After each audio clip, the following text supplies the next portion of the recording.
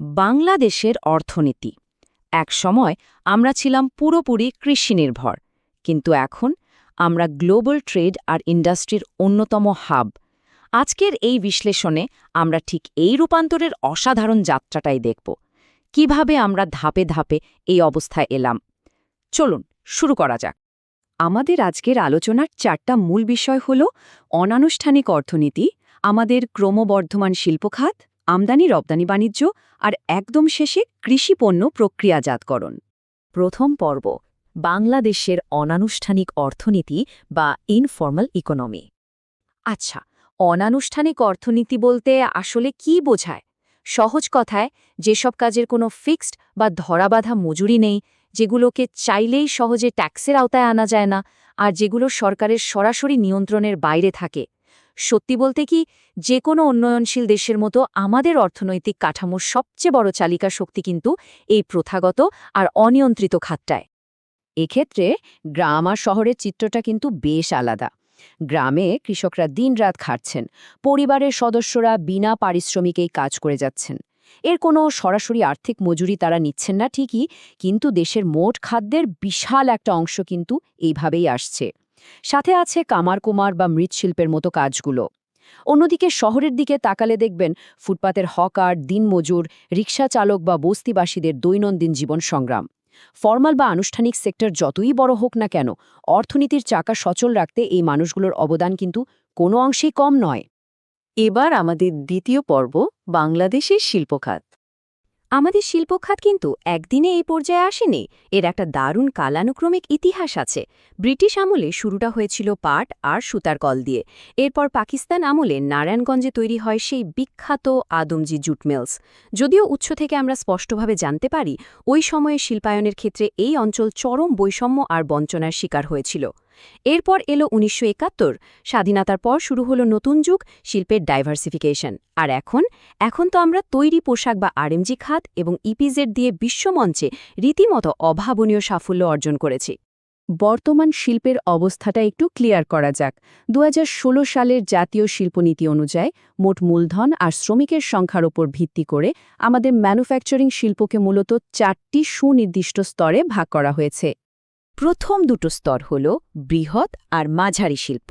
বৃহৎ শিল্প বলতে আমরা সেসব কারখানাকে বুঝি যেখানে জমি বাদে স্থায়ী সম্পদের মূল্য ৫০ কোটির বেশি, বা যেখানে অন্তত ৩০০ জনেরও বেশি শ্রমিক কাজ করেন। সিমেন্ট, টেক্সটাইল বা সার কারখানাগুলো এর চমৎকার উদাহরণ। এগুলো চালাতে প্রচুর পুঁজি আর দক্ষ লোকবল লাগে, বলতে গেলে এগুলোই আমাদের অর্থনীতির মেরুদণ্ড। আর মাঝারি শিল্প, এখানে মূলধন থাকে ১৫ থেকে ৫০ কোটির মধ্যে, আর শ্রমিক থাকে ১২১ থেকে ৩০০ জন। সিরামিক বা কোল্ড স্টোরেজগুলো মূলত এই ক্যাটেগরিতেই পড়ে। অন্যদিকে ক্ষুদ্র আর কুটির শিল্প কিন্তু একদম তৃণমূল পর্যায়ে একটা বিশাল ইম্প্যাক্ট ফেলে। ক্ষুদ্র শিল্পে মূলধন থাকে ৭৫ লক্ষ থেকে ১৫ কোটি টাকার মতো, আর শ্রমিক ৩১ থেকে ১২০ জন। যেমন ধরুন চালের কল বা ছোট প্লাস্টিক কারখানা। আর কুটির শিল্পের ব্যাপারটা তো আরও ইন্টারেস্টিং। এখানে উৎপাদন আর বিপণন প্রধানত মালিক নিজে বা তার পরিবারের সদস্যরাই করে থাকেন, যেখানে কায়িক শ্রমটাই আসল। তাঁত বা মৃৎশিল্পের কথা ভাবুন। আমাদের মতো বিশাল জনসংখ্যার দেশে অসংখ্য মানুষকে স্বনির্ভর করতে এই খাতটার অবদান আসলেই অসাধারণ। আমাদের তৃতীয় পর্ব, আমদানি ও রপ্তানি বাণিজ্য। ২০২৩-২০২৪ অর্থবছরের ডেটাটা একটু খেয়াল করুন। বাণিজ্যের পুরো চিত্রটা পরিষ্কার হয়ে যাবে। আমাদের ইম্পোর্ট বা আমদানির পরিমাণ ছিল প্রায় $৬৬,৭২৫ মিলিয়ন। সবচেয়ে বেশি ইম্পোর্ট হয়েছে চীন থেকে, মূলত পেট্রোলিয়াম, মেশিনারিজ আর গম। অন্যদিকে এক্সপোর্ট বা রপ্তানি ছিল $৪৪,৪৭৫ মিলিয়ন। আমাদের সবচেয়ে বড় বাণিজ্যের পার্টনার হল যুক্তরাষ্ট্র, আর প্রধান পণ্যগুলোর মধ্যে আছে আমাদের সবার জানা তৈরি পোশাক, চিংড়ি এবং ঔষধ। রপ্তানির কথা উঠলেই যে নামটা সবার আগে আসে সেটা হলো রেডিমেড গার্মেন্টস বা আরএমজি।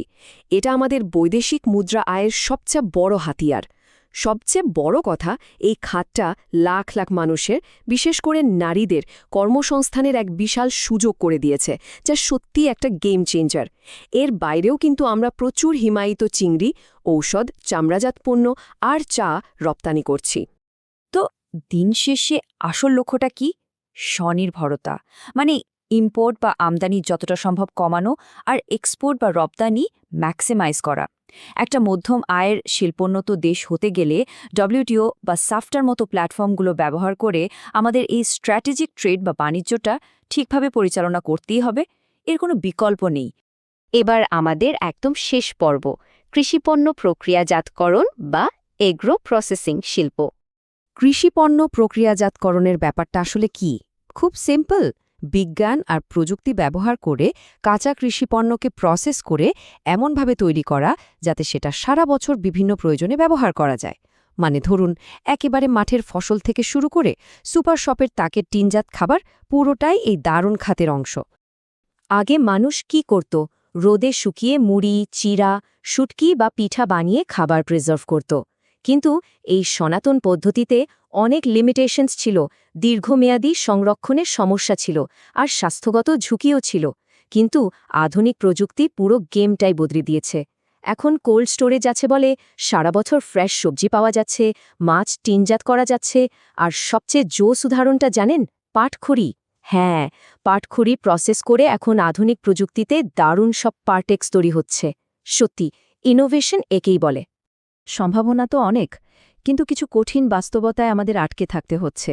মূলধন বা ক্যাপিটালের বিশাল একটা সংকট রয়েছে এই খাতে। তার উপর আধুনিক প্রযুক্তি আর পর্যাপ্ত গবেষণার অভাব তো আছেই। দক্ষ উদ্যোক্তা আর কর্মীর অভাব, তার সাথে পরিবহন ব্যবস্থার ত্রুটি আর ফসল সংরক্ষণের অপর্যাপ্ত সুযোগ, এসব মিলিয়ে অ্যাগ্রো প্রসেসিং খাতটা তার পুরো পোটেনশিয়াল এখনও কাজে লাগাতে পারছে না। তাহলে উপায়? সোর্স থেকে আমরা বেশ কিছু সলিড সমাধানের কথা জানতে পারি। একটা সিকোয়েন্সিয়াল অ্যাপ্রোচ দরকার। প্রথমত একটা ক্লিয়ার আর আধুনিক পলিসি বানাতে হবে।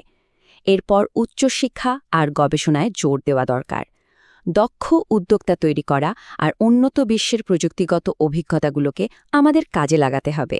আর হ্যাঁ, শুধু বানালেই হবে না, এগুলোর জন্য বিশ্বজুড়ে নতুন নতুন বাজারও খুঁজে বের করতে হবে। সব তো বুঝলাম, কিন্তু আজকের এই বিশ্লেষণটা আমরা শেষ করব একটা অনেক বড় প্রশ্ন দিয়ে। আমরা শিল্প আর কৃষিতে বিশাল প্রবৃদ্ধি চাই ঠিকই, কিন্তু সেটা কি অতিরিক্ত সার, কীটনাশক আর দূষণ দিয়ে পরিবেশকে ধ্বংস করে? একদমই না। আমাদের সবচেয়ে বড় চ্যালেঞ্জটা হলো কিভাবে আমাদের এই দারুণ অর্থনৈতিক রূপান্তরটা পুরোপুরি সাস্টেনেবল রাখা যায়, যাতে আমাদের প্রকৃতি একটু ক্ষতিগ্রস্ত না হয়। একটু ভেবে দেখবেন। এই চিন্তার খোরাকটা দিয়ে আজকের মতো বিদায় নিচ্ছি। নতুন কোনো বিষয় নিয়ে পরবর্তী বিশ্লেষণে আবার কথা